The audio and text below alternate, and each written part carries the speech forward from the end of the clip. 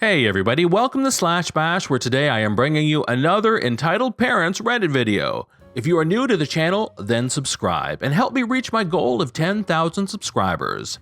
In our first story, an entitled mother says, "You are scaring my child by not speaking English." Let's jump right in.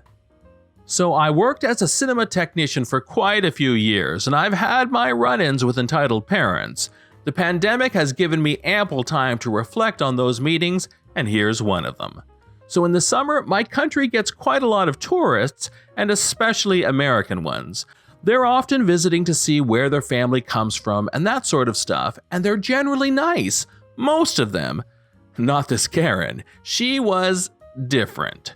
She, her husband, and their entitled kid came into the cinema in the middle of the day. There were very few people, since we Norwegians like to get our sun whenever it pops up. Normally, when Americans come into the kiosk to buy something, they ask, "So, you speak English?" And I say I do, and we continue the transaction in English. Fair enough. I sort of reacted when Karen didn't ask me if I spoke English, but I do, so no harm done. She wanted to see a children's movie because of Entitled Kid. I said all of them were dubbed. After explaining to a now slightly irritated Karen what dubbing means, she became a little angry. I told her a movie was starting in about an hour, and that movie was in English and her kid could get in with her. She complained a little more, and it ended up with her slamming some money on the register and demanding a free popcorn goblet for their time that I wasted, which she didn't get. After about 1 hour, I hear screaming coming from the entrance to the auditorium. I of course run to see what's up, and I see Karen really yelling at my coworker. Now, my coworker at the time was a very old man, a very old Norwegian man. Fun fact about Norway, most of us speak English, but a lot of the older people here don't. The part in Norwegian is what I say to my coworker, and the part in English is what I say to Karen. What's wrong? Can she find the auditorium? I don't know. I think she asked me something, and I tried to say I don't speak English. Excuse me? This man refuses to accommodate us. How? He refuses to speak English. He doesn't speak English. He speaks Norwegian. How can he not speak English? This is terrible customer service, and he's scaring my child. I'm sorry, but you are in Norway, and a part of the population doesn't. I demand to speak to your manager. I'm sorry, but that won't be possible. Why not? Because he is the manager, as I gestured to my older coworker. She tried to insist I call an actual manager, but my coworker was the only manager available, so that wouldn't be possible anyway. She and Entitled Kid went in to see their movie. After the movie, they came to the kiosk and demanded a refund because the subtitles were in the way, which of course they didn't get. She was easily my weirdest and rudest American. In story number 2, an entitled mother wants her child housed for free during university. My niece had to move back in with her mother after the lockdown started. She lost her job and all her classes were online. Her lease was month to month, so she didn't have to worry about breaking her lease. Recently, the schools have reopened and she has started attending classes again.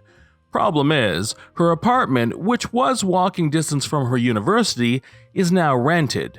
Parking in the area sucks, and it's an hour one way from her mother's house on public transit.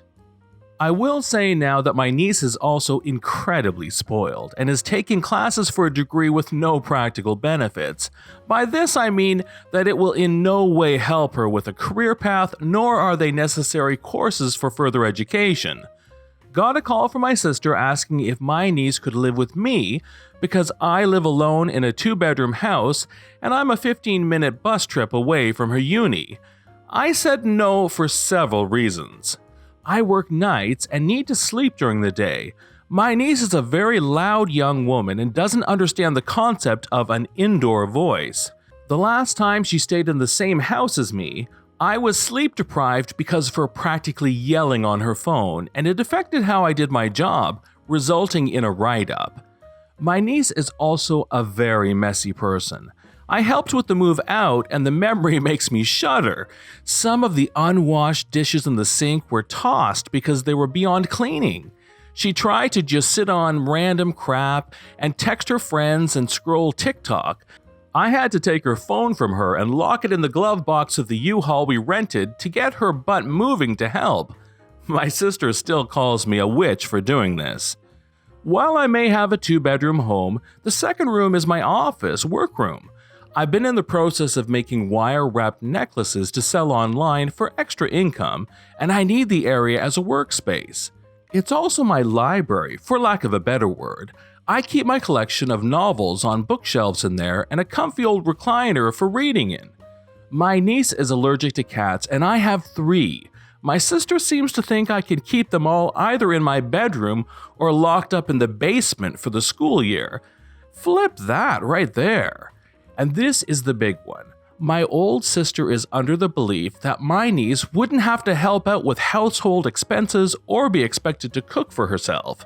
She also thinks that my niece shouldn't have to get a job while in school to focus on her studies. She tried to pull the "we're family and should help each other out" card, but that didn't count for anything when I was younger.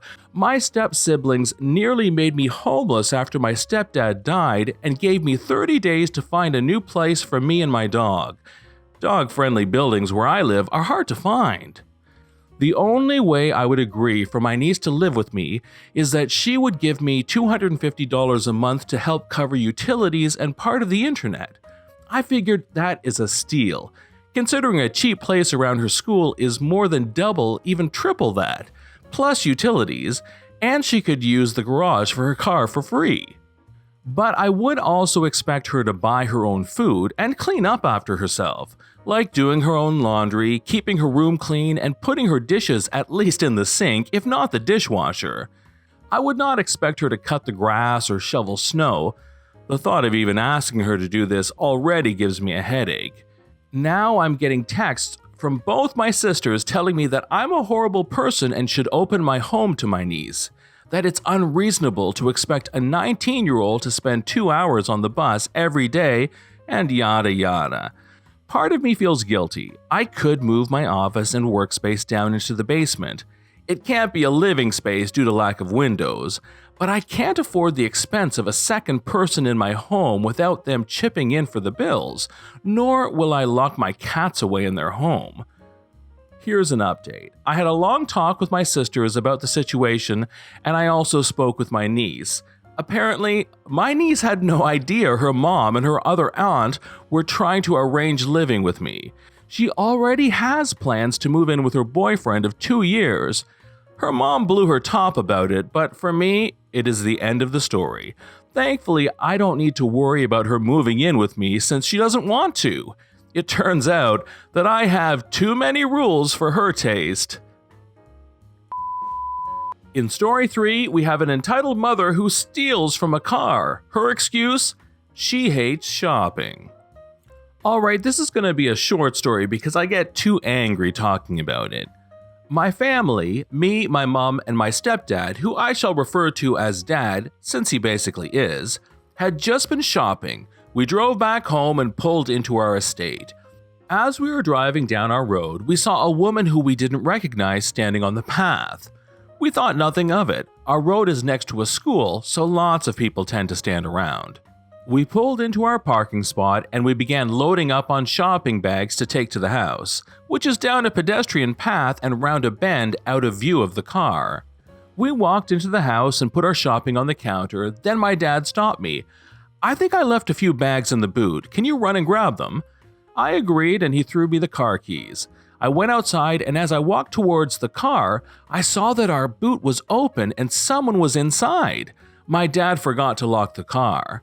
It was the woman we saw before rummaging around in our shopping, and her arms were filled with biscuits, cakes, and a pack of cobs. "Excuse me, what the hell are you doing?" I don't know she is a mother yet, but she is, so I'll be calling her entitled mother. "I'm just getting the shopping out of my car. Why is that your business?" "This isn't your car. I have the keys. This is my dad's car. So, what are you doing?" I was waiting for my babies to finish school, and we needed some food for the house. You left these here and walked away, so I'm taking them instead of you people wasting them. We aren't wasting them. If you need food, then buy your own. Don't steal ours. But we hate shopping, and this is so much easier. Can you please just give it to me? No way! I then proceed to take the food from her, close the car, and lock it. The entire time, I'm getting grief from her as she calls me all sorts of names. She proceeds to storm off to presumably ruin someone else's day. This is John from Slash Bash. Thanks for watching. If you've enjoyed the video and want to see more of them, then hit that subscribe button. We'd love for you to drop a like, share it with your friends, and we will see you in the next one.